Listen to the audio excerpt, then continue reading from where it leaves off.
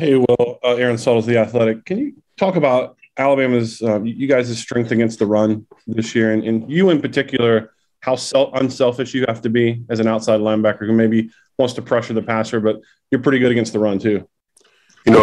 That's one of our goals on our goal sheet is, we're really big on stop and run, how many yards they get per game and holding them to a certain amount of yards. So I think like during fall camp, summertime, spring ball, I think that's where we get a chance to really just work on our technique, making sure that we're shocking and shedding and getting up on blocks the right way. Everybody standing in their gaps because that's one of the biggest parts of our defense is stopping the run. So, every day in practice, we have to do drills to make sure that, everybody's using their hands, everybody getting up blocks really well. And, that's just one of the biggest goals that we have. So, I think we've been doing a really good job this year stopping the run, and we just want to keep carrying that over into this game. Our next question will come from Rocco DeSangro. Go ahead, Rocco. Hey, Will. Rocco DeSangro of News 19 in Huntsville. Whether it's this year or last, what is the best piece of advice you've received from Coach Saban that'll stick with you for the rest of your college career? The best piece of advice I received from Coach Saban will probably just be facing adversity, never giving up, no matter how hard something gets, keep fighting to the end. Don't let it control you. Don't let it get too overwhelming. Don't put too much pressure on yourself. Just go out there, have fun, and, whatever happens, happens. Okay, our next question will come from Bill Bender. Go ahead, Bill. Oh, Will, before this Cincinnati game, a lot was made of your comments about being the underdog. Is that the same mentality you take into this game? And how does the Alabama program even maintain that philosophy given all the success the program's had?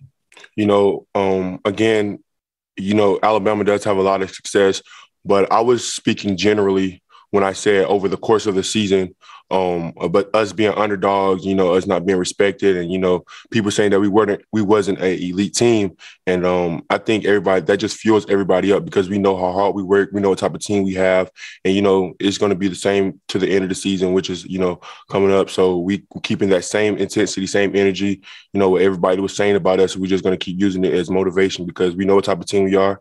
We know what we put in and day out. We know how we prepare, and we know how we play. Our next question will come from Ryan Hennessy. Go ahead, Ryan. Hey, well, it's been quite a journey to see you turn into one of the leaders on the team this year. Just as a sophomore, you won it all last year. But overall, after this year's all said and done, what is a successful season for you? What is a successful season for me? A successful season for me is winning the national championship, making sure that we're up on that stage, all my brothers, coaches, family, everybody, we're celebrating all the hard work we put in this whole season. That's what a successful season is to me. Our next question will come from Dan Toratora. Go ahead, Dan. Will, just what you can say about Pete Golding as defensive coordinator, just what he's meant to you and how he's really commanded the best out of you in your career at Alabama. I have so much respect for Coach Pete. He does an outstanding job. I mean, from going to high school, having a good DC, to coming to college to having a good DC and building that relationship, it's really been good. He has a lot of respect for me. I've learned so much from Coach Pete from my freshman year to this year. I've learned so much more through the defense by him helping me, just moving me around some, doing different things and stuff like that. So, I mean, he's done a great job this year. I'm so happy to have him as a coach and blessed. And he does a really good job making sure that, we're all on the same page. We know how to fit things, where somebody's coming down at. So he does a great job of getting everybody lined up, making sure that we're all on the same page. Our next question will come from Joe Will. Go ahead, Joe. What's your favorite part about playing alongside Phil Mathis, DJ Dale, and all the other highly talented guys you guys have along that defensive line? It means everything is so much fun. I have to give those guys a lot of credit because they give me so much energy when I watch them play. Before the game, I swear I always say to myself, I said, your brother's out there with you. Look at Phil. He right there beside you. Look at DJ. He right there beside you. Look at Dallas. He right there beside you. So we straight no matter what. And that kind of gives me a little bit of confidence too, because I feel like when you have other great players out on the field with you, it kind of gives you a little bit of confidence boost. And I love playing with those guys. They bring so much energy to the defense, especially Phil.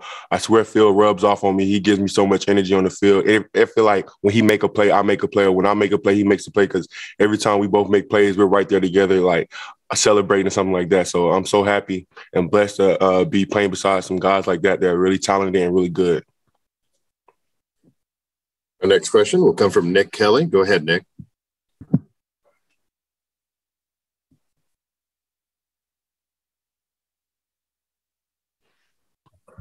Hey, Will, having played in the national championship as a freshman, what did you learn most from that experience, or what are you taking into this to maybe do differently than the first time around?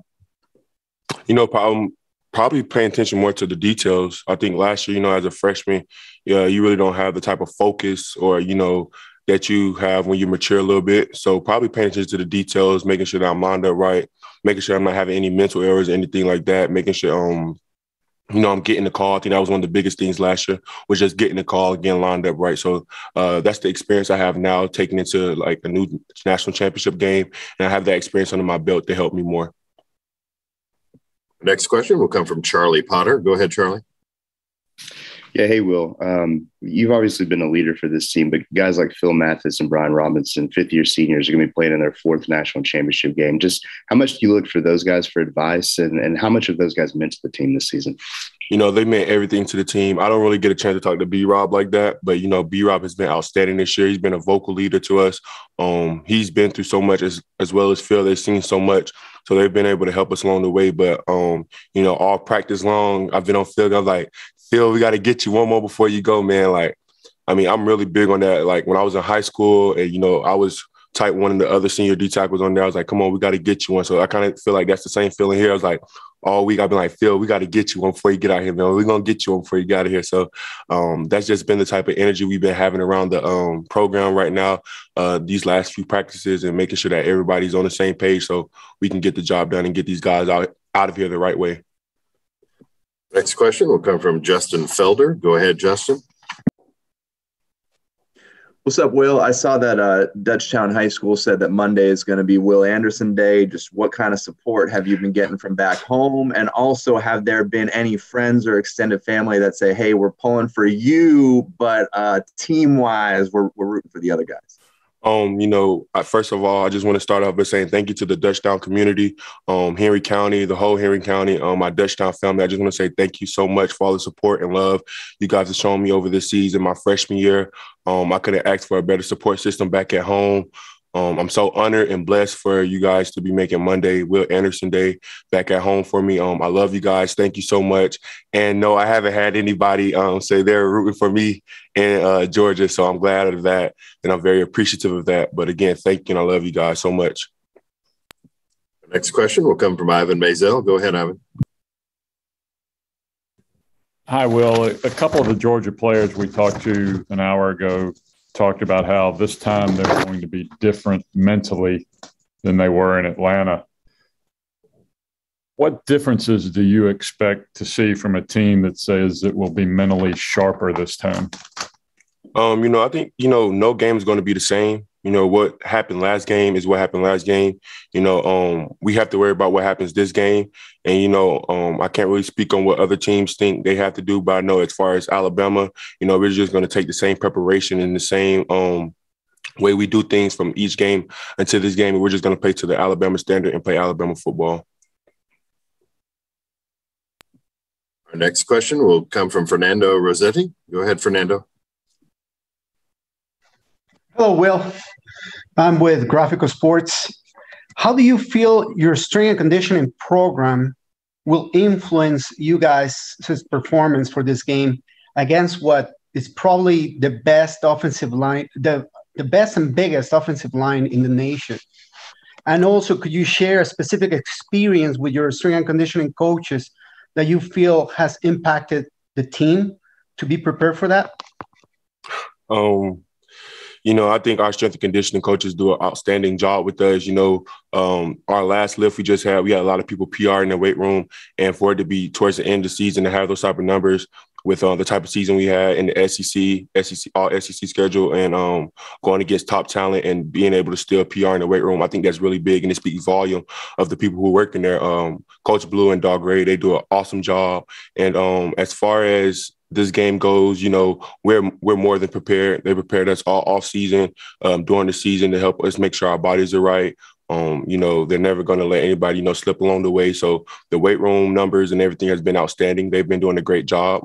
The team has been doing a great job of lifting and maintaining weight. So they have us more than prepared for this game. And, like I was saying, they do a great job of making sure that everybody's weight is good. So, yeah.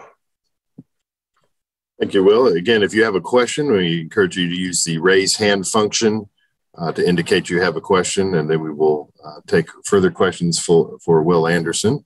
We'll go back to Ryan Hennessy. Go ahead, Ryan. Hey, Will, obviously Bryce Young has a lot of success on the field and with the Heisman, and you were a big person to kind of pitch him for that. What's your confidence level with your quarterback going to the biggest game of his career on Monday?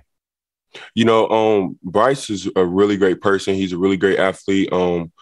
I look up to Bryce a lot. I tell him all the time, he's an inspiration to the team. The way he works, the way he prepares, the way he can talk to people in, different ways. For Bryce, I'm so excited for him. This is a big game. But, I'm not going to put any pressure on him. I'm not going to sit up here and say he did this. I'm just going to let Bryce go out there and play his game and be Bryce Young and help lead the offense like I know he will. Next, we'll go to Aaron Suttles. Aaron, go ahead. Well, you guys seem to get really sharp defensively in the red zone, whether it's creating turnovers or just holding them to field goals. What's been the secret to the success there in the red zone? I think it's the mentality you have to not let anybody score on you.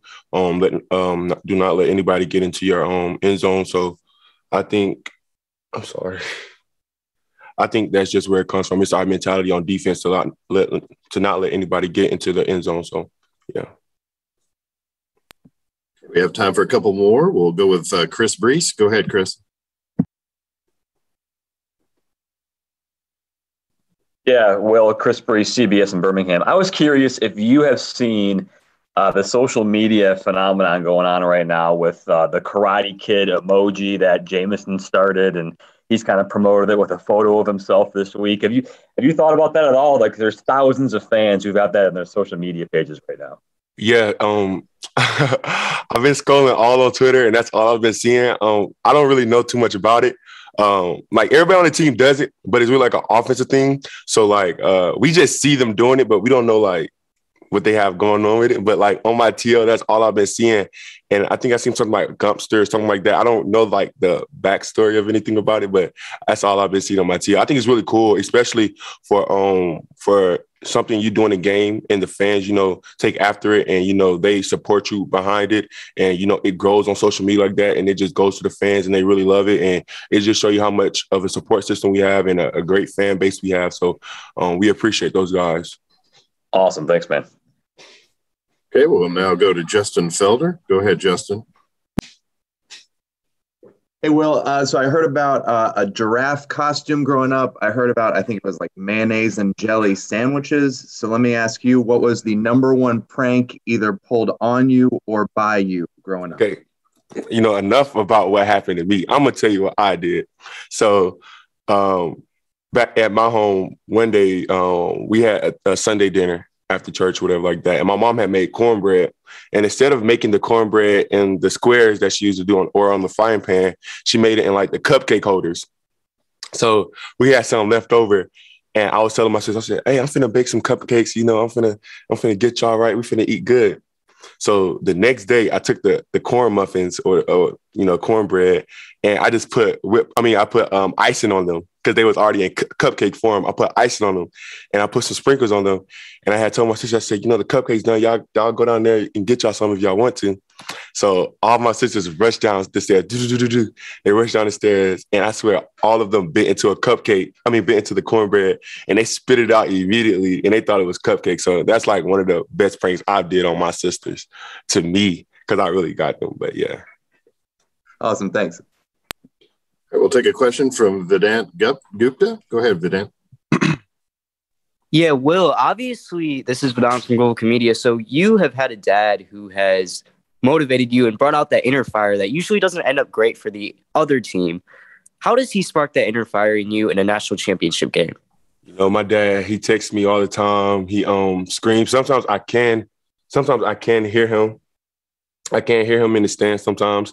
I used to be able to hear my dad all the time in high school. But, my dad, he doesn't get enough credit. But, he's been so phenomenal in my life. He's helped me so much, even though he was at work most of the time, just him calling me on the phone, making sure I'm good, making sure that my headspace in the right. He always say, use your hands and use the speed every game, before every game. That's what he calls and tell me, or he texts me and he let me know. But I love my dad. He supports me so much. He doesn't get enough credit, but he did an outstanding job raising me. And I have to give so much credit to him, because I wouldn't be the man I am right now if it wasn't for him. So, yeah. Awesome. Good luck. We'll take one question, final question from Bennett Durando. Go ahead, Bennett.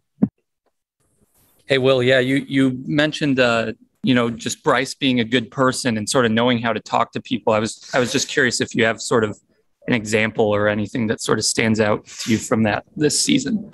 We have to peer a lot of guys. Sometimes when guys get out of hand or whatever like that, and it happens on all teams. And as a leader, you have different type of leaders, and everybody might not be able to get through to some people as Bryce can or as I can, but you may not know how to talk to this person. You may not know what to say to this person, but it's like Bryce always knows what to say to a player or a person, no matter what they are, no matter what type of person they are. He knows how to talk to people really well. And I really feel like that's a nice gift to have. He's blessed, most definitely he's favored. And to be able to talk to people of like different kinds, no matter what they're going through, and be able to do that, that's really special. Well, thank you for